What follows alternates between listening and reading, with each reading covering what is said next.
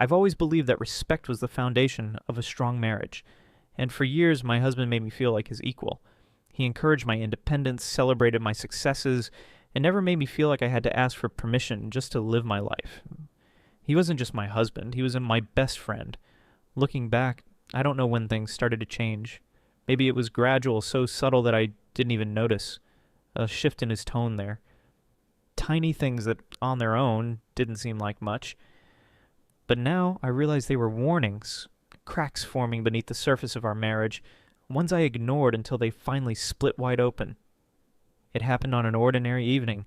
I had just come home from dinner with a friend, still smiling from the conversation, kicking off my shoes as I walked through the house. That's when I heard his voice. My husband was on the phone, his tone low, almost conspiratorial.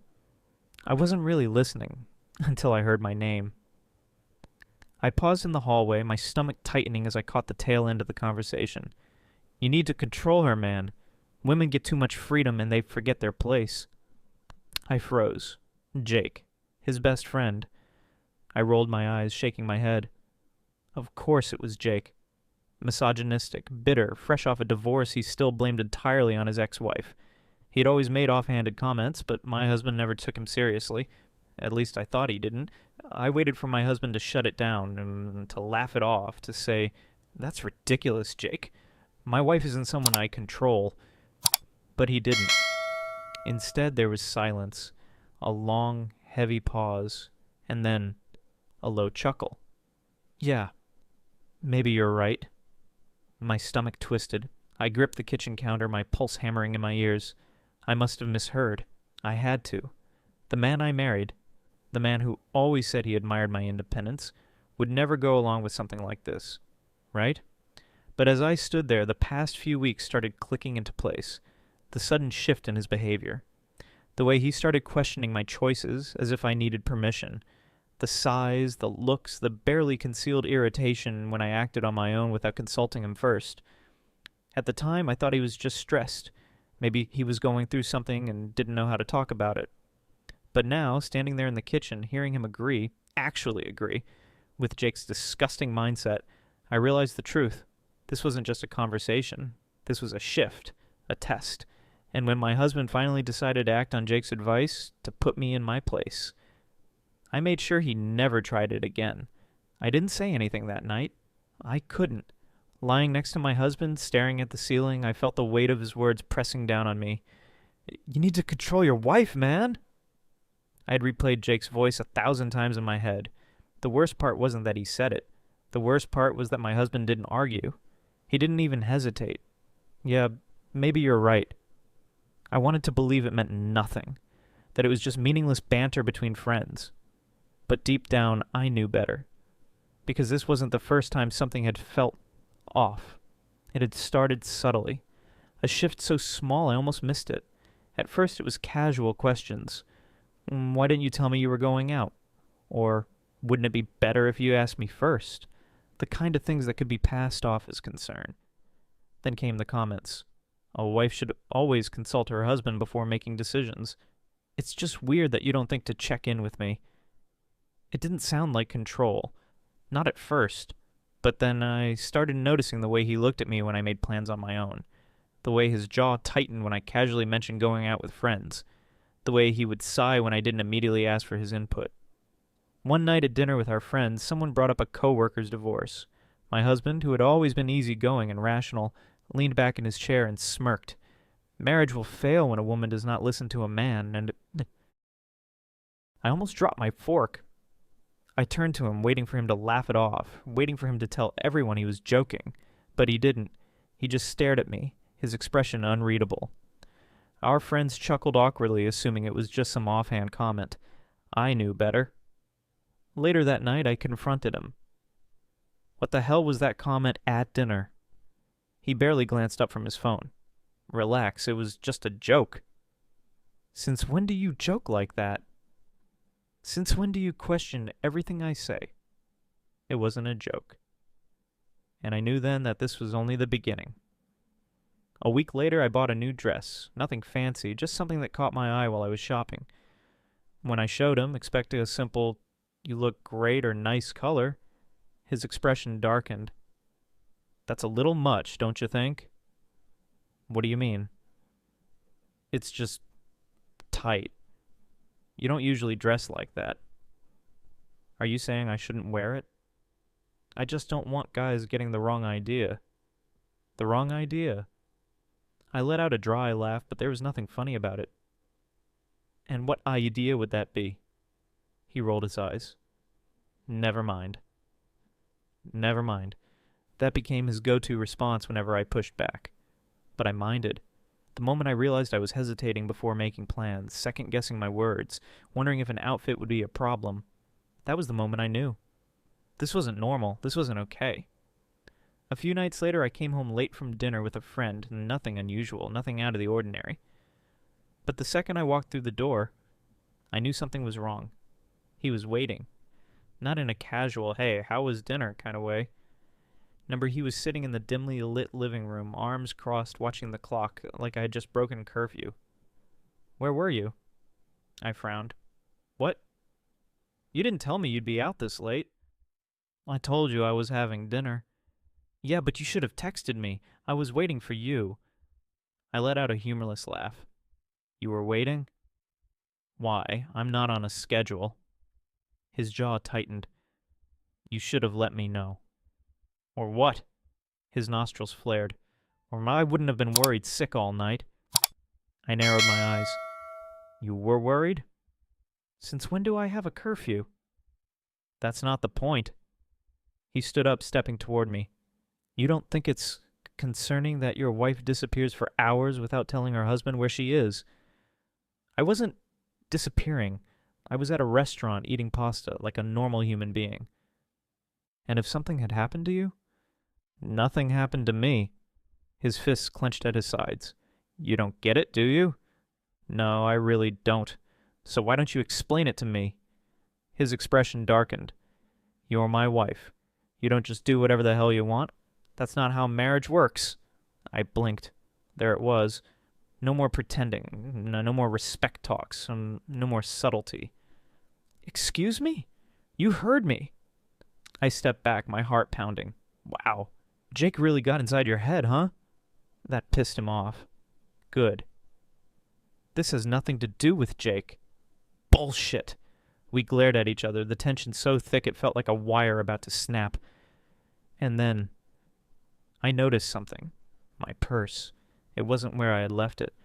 My breath caught. I took slow, measured steps toward the table, my fingers brushing over my bag. Unzipped. Did you go through my phone? His face didn't change. I needed to know who you were with. My heart slammed against my ribs and needed to know. Yes, he said simply. No guilt, no hesitation. I grabbed my phone, unlocking it. Everything looked normal until I checked my call logs. My stomach dropped. He had called my best friend. What the hell's wrong with you? My voice shook with rage. I was worried, he said again, but this time there was something different in his tone. A challenge, like he was testing me. Worried or checking to see if I was lying? I spat. He didn't answer. That was answer enough. I stared at him, barely able to process what was happening. My husband, the man I had built a life with, had turned into a stranger. Not just a stranger. A threat. I took a slow, shaky breath. You know what? You're right. That made him pause. What? Marriage isn't about doing whatever you want. It's about respect. It's about partnership. His lips parted slightly like he thought I was finally seeing his point. I took a step closer, looking him dead in the eye. And I think it's time I reminded you exactly who you married. His face twisted in confusion. He had no idea what was coming next. The house was silent except for the ticking clock in the kitchen. The air between us was thick with something I couldn't quite name. Anger, tension, maybe even fear. My body felt stiff, every muscle locked as I stood my ground. Across from me, my husband stood rigid, his arms crossed so tightly over his chest that his knuckles turned white. His jaw was clenched, a telltale sign that he was holding something back. For a moment, neither of us spoke. We just stared at each other, both waiting for the other to break first. But I wasn't going to be the one to fold. Not this time. I don't know what you're trying to do here, he finally said, voice clipped, controlled. But you're overreacting. A sharp laugh escaped me before I could stop it. Overreacting? I reached into my pocket, fingers curling around my phone so tightly my nails dug into my palm.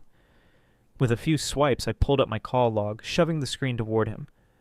So you just accidentally called my best friend last night? What exactly were you hoping to find out?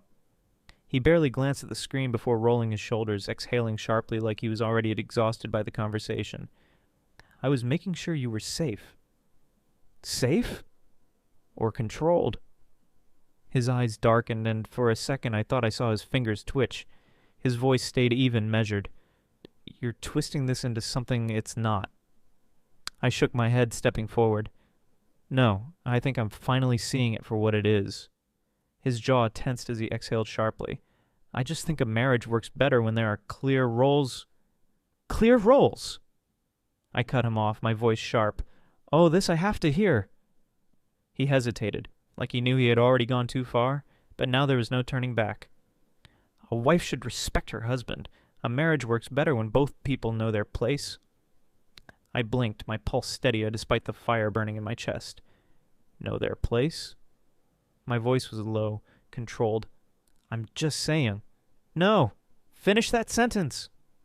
His nostrils flared as he took a step toward me. You act like you can do whatever you want, like my opinion doesn't matter. That's not how a marriage should be. I scoffed, my arms folding tightly across my chest. And what exactly is my role supposed to be? To ask your permission before I leave the house? To dress the way you approve? To sit here quietly while you track my every move? That's not what I'm saying, he snapped. Then say what you mean, I challenged, stepping forward, forcing him to look at me. His breathing was heavier now, his body wound so tight it looked like he was ready to snap. I don't know what's gotten into you. You're acting like I'm some kind of monster. I'm acting like someone who refuses to be controlled, I shot back. And you? You're acting like a man who's afraid of losing control.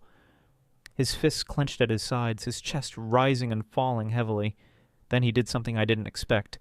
He turned away, his hands gripping the edge of the dining table like he needed to steady himself. I just don't want to lose you, he muttered, voice barely above a whisper. I let out a slow breath, shaking my head.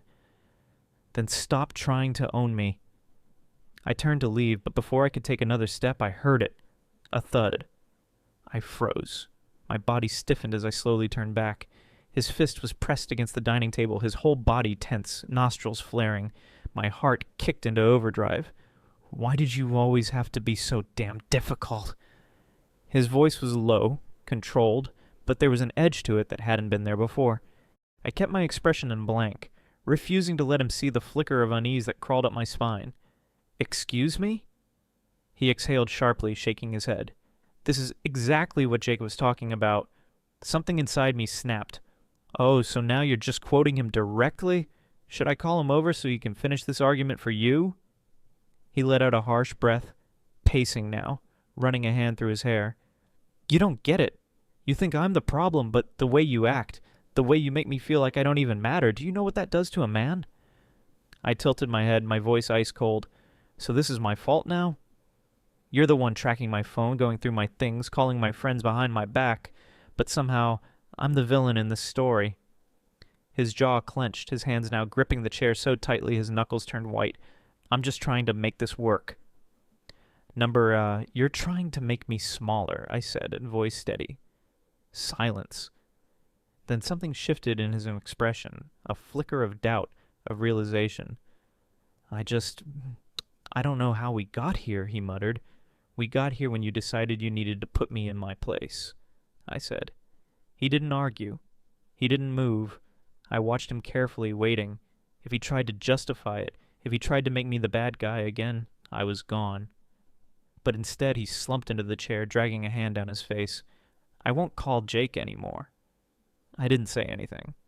I don't need his advice, he continued, voice quieter now. Not if it means losing you. I exhaled, my back still to him.